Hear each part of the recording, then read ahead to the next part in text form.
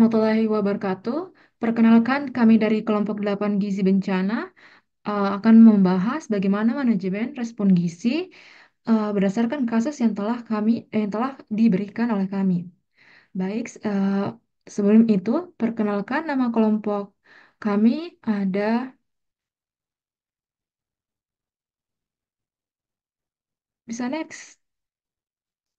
Baik, jadi anggota kelompok kami ada Tari Ramayanti, ada Yusriana, ada saya sendiri sebagai Marzela Aprilia, ada Rizka Putri Buniman, Gladys Kurnia Ramadhani, dan Putri Salsabila Baktia.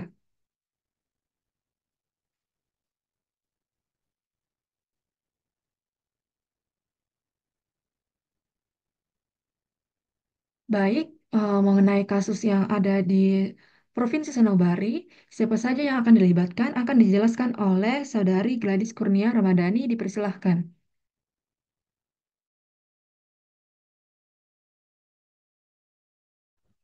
Baik, terima kasih atas kesempatan yang diberikan kepada saya. Di sini saya akan menjelaskan siapa yang akan dilibatkan. Yang pertama, penanggung jawab gizi di Kemenkes dan Dinas Kesehatan Provinsi, Kabupaten, atau Kota yang ditunjuk oleh pejabat yang berwenang pada masing-masing tingkatan. Yang kedua, aksi cepat tepat, melakukan distribusi Mother Baby Kit, mobilisasi konselor, ASI, staf yang siap untuk melakukan kaji cepat multisektor. Yang ketiga, Badan Nasional Penanggulangan Bencana atau BNPB dan Badan Penanggulangan Bencana Daerah atau BP, BPBD yang memiliki peran untuk mengkoordinir upaya tanggap darurat didukung kementerian dan lembaga terkait termasuk TNI dan Polri. Yang keempat, persegi mobilisasi konsior ke pengungsian pendampingan puskesmas untuk tata laksana gizi buruk. Yang kelima, tim gerak cepat. Gizi bertugas membantu pengelolaan respon gizi, pemberian informasi bahwa Kemenkes sedang melakukan mobilisasi PMT untuk ibu hamil dan balita.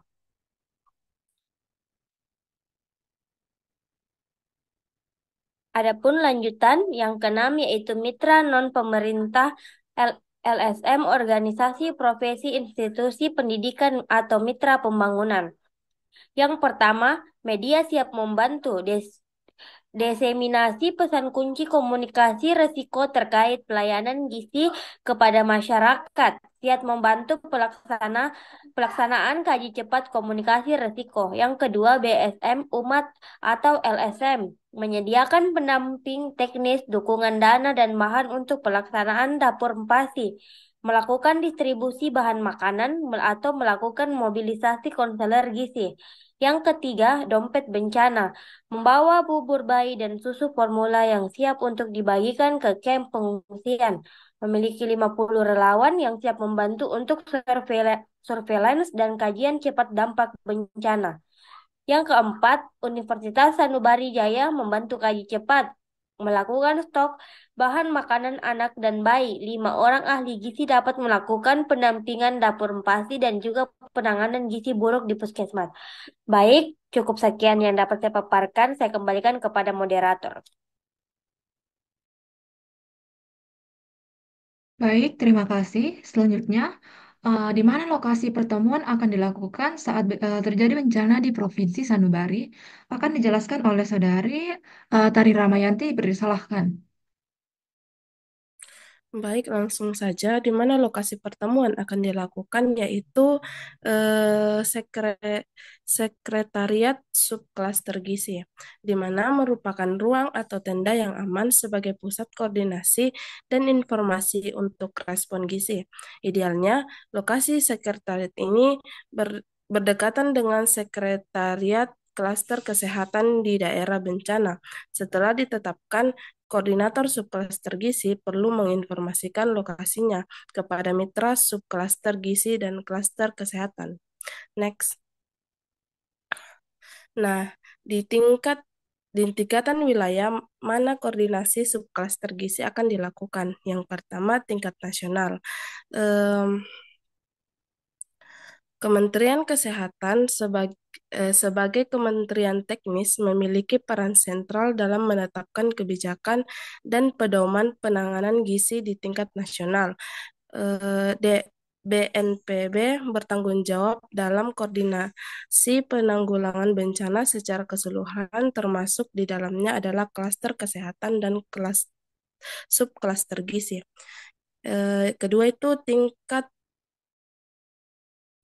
provinsi, di mana Dinas Kesehatan Provinsi bertanggung jawab dalam koordinasi penanganan gizi di tingkat provinsi. BPDB bertanggung jawab dalam koordinasi penanggulangan bencana di tingkat provinsi. Yang terakhir itu tingkat kabupaten atau kota. Dinas Kesehatan Kabupaten atau Kota bertanggung jawab dalam koordinasi penanganan gizi di tingkat kabupaten dan kota. BPDB Kabupaten Kota bertanggung jawab dalam koordinasi penanggulangan bencana di tingkat kabupaten dan kota. Oke, sekian saya serahkan ke moderator.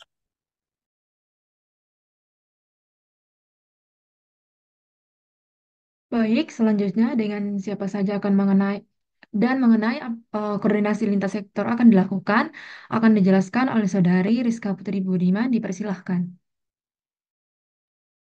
Baik, dengan siapa saja dan mengenai apa koordinasi lintas sektor akan dilakukan.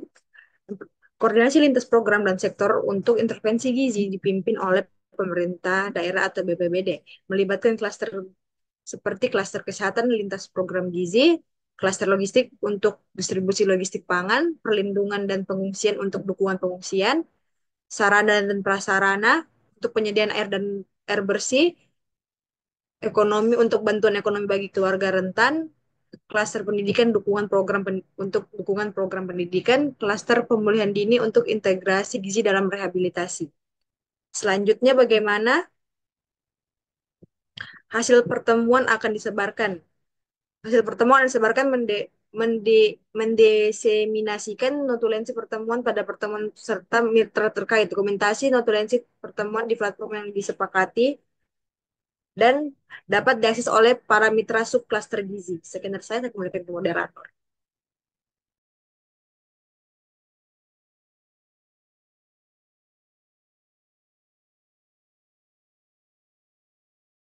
Baik, terima kasih. Selanjutnya, pemaparan kajian dampak bencana akan dibahas oleh Saudari Putri Salsabila, dipersilahkan.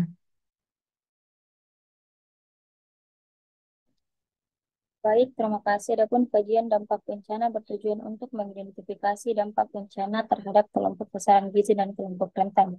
Yang pertama, analisis data prabencana. Analisis data prabencana dilakukan dengan melakukan estimasi jumlah dan sebaran kelompok sasaran, status layanan kesehatan, status gizi pada wilayah terdampak, akses terhadap makanan bergizi, dan akses terhadap layanan dasar.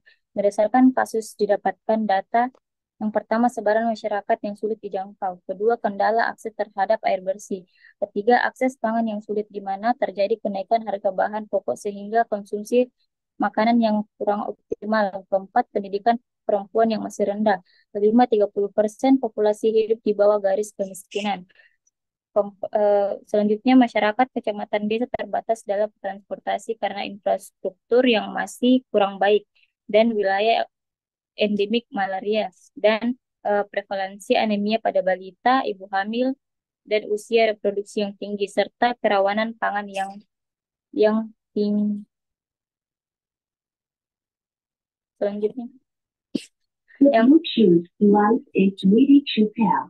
yang kedua RHA Gizi yang merupakan bagian dari RHA yang dilakukan oleh klaster kesehatan yang bertujuan untuk mengukur dampak bencana terhadap sektor kesehatan serta mengidentifikasi kebutuhan prioritas penduduk terdampak yang memerlukan respon cepat. Yang pertama, jumlah penduduk yang terancam atau terdampak yaitu ada 1,5 juta jiwa dan jumlah korban terdampak gizi yang pertama bayi sekitar 1.441 jiwa, bayi dan anak 4.655 jiwa, balita 1.717 jiwa, ibu hamil 15.368 jiwa, ibu dan lansia 2.882 jiwa. Selanjutnya saya serahkan kepada moderator. Baik, selanjutnya untuk Hera berikutnya akan dilanjutkan oleh Saudari Yusriana, dipersilahkan. Baik, terima kasih kesempatannya. Adapun yang C yaitu sarana gizi yang ada. Yang pertama, alat ukur tinggi badan, alat ukur berat badan, pita lila tidak tersedia, vitamin A, taburia, MPASI, PMT ibu hamil. Yang D yaitu fasilitas umum, dapur umum ada. Sasaran penduduk pelayanan kesehatan lainnya yaitu transportasi, alat komunikasi. Yang F yaitu upaya atau tindakan yang telah dilakukan. Sekitar 60% fasilitas kesehatan beroperasi. Yang G yaitu bantuan yang diperlukan seperti susu formula, bantuan perawatan disabilitas, konselor menyusui, ruang ramah ibu dan anak, transportasi, penyediaan tempat sanitasi dan air bersih, tempat tinggal, dan logistik. Next. 3. Penapisan balita dan ibu hamil. Penapisan dilakukan melalui pengumpulan data antropometri dengan menggunakan pita lila dan alat antropometri lainnya pada sasaran kelompok rentan. 4. Kajian multisektor. Kajian multisektor bertujuan untuk mendapatkan gambaran situasi umum tentang dampak bencana terhadap berbagai sektor penanggulan bencana. Yang kelima yaitu survei cepat gizi. Survei cepat gizi bertujuan untuk mendapatkan informasi yang relevan sebagai dasar intervensi penanganan gizi pada masa transisi ke pemulihan, serta rencana intervensi pasca bencana, rehabilitas dan rekonstruksi. Juga dilakukan untuk melihat dampak bencana terhadap status gizi masyarakat yang terdampak. Next. Mungkin itu saja, saya kembalikan kepada moderator. Baik, terima kasih. Itulah tadi penyampaian dari kelompok kami mengenai bagaimana kami melakukan manajemen respon gizi terhadap kasus yang diberikan, yaitu gempa bumi yang terjadi di Provinsi Sanubari. Nah, saya berharap bagi yang menonton video ini akan mendapatkan pelajaran yang bisa diserap. Baik, Assalamualaikum warahmatullahi wabarakatuh dan selamat pagi.